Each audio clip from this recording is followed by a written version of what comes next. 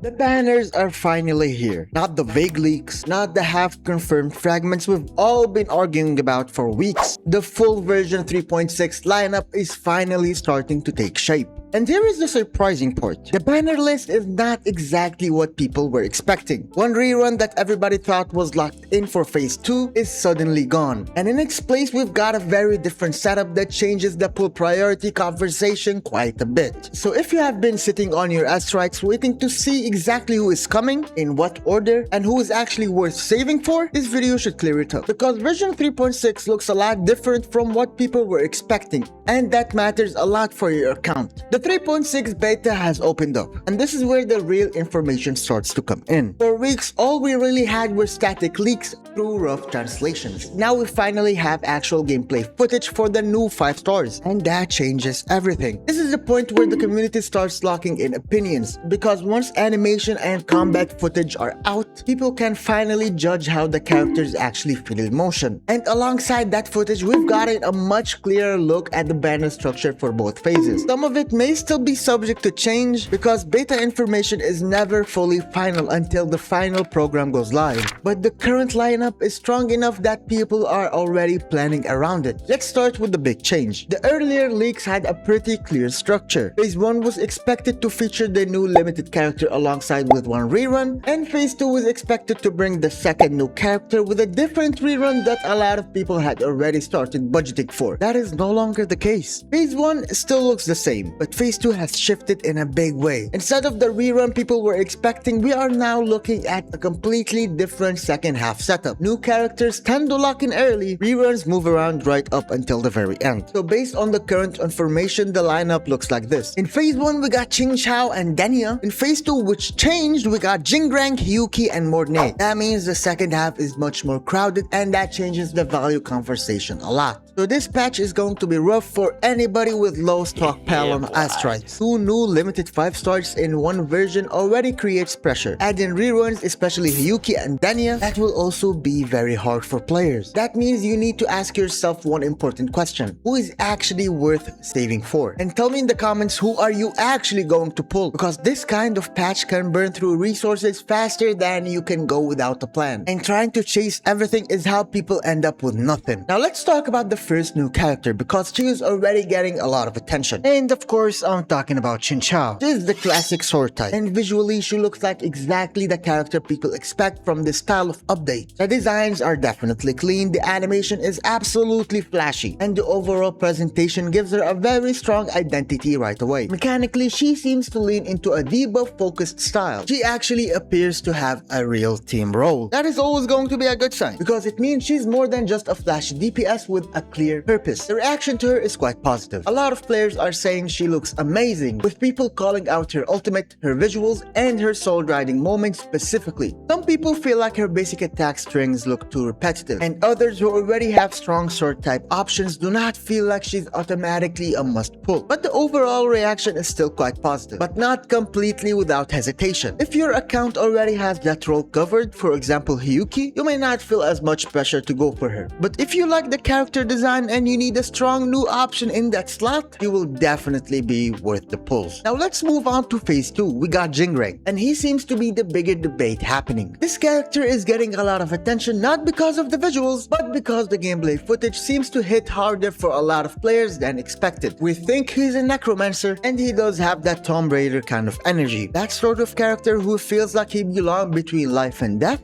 Seems absolutely awesome. His kit seems to be focused on HP scaling and self-shielding, which makes him feel like a durable tank than a fragile burst unit. That alone will make him interesting. But the real standout is the stand system. It looks like he built up in one form, then shift into a more powerful state for enhanced attack, with a lot of aerial movement and dramatic follow-through. And then his ultimate is the kind of thing that insanely gets attention. A giant domain style move that drags enemy into a separate state with a very cinematic feel. Talk about domain expansion. The reaction to Jingran has been very loud. A lot of players are saying that after seeing the footage, he became their absolute main target. Even for me. Some people who were originally planning to go with Qingxiao, the first character in Phase 1, have switched their priorities after watching him in action. That is a strong sign. At the same time, there is one complaint that keeps coming up. Some players feel the big underworld domain effect does not look quite as dramatic in the current footage as the leaks make it sound. That is probably not a huge issue, especially early on in this beta, because footage usually gets cleaned up and better showcased later on. But it is still worth mentioning because hype always rises faster than the final expectations. So the question everybody wants to answer is simple. Who should you pull for 3.6? Right now, the community seems to be leaning heavily towards Jingran. He has the stronger main target energy, especially for players who want to go for one new unit in this version. Even though qingxiao is quite popular, and for a lot of accounts she is basically tied into value depending on what you need. If you want a debuff DPS, you should definitely go for her. But if not, and you want to go for gameplay and survivability, Jingran is your bet. And then there is the support type of things. If you're not just looking for a DPS and you need a unit, this patch has value there. qingxiao in Phase 1 looks like a very solid pick for players who are building around that kind of team identity. That makes the first half more attractive if your account needs structure rather than raw damage. So if you need a carry, the new DPS units are tempting. If you need the support, the first half becomes more interesting. If you only have resources for one banner though, you need to decide from now on and stay disciplined. So overall, 3.6 looks like a much bigger banner shift than people expected. A lot of people wanted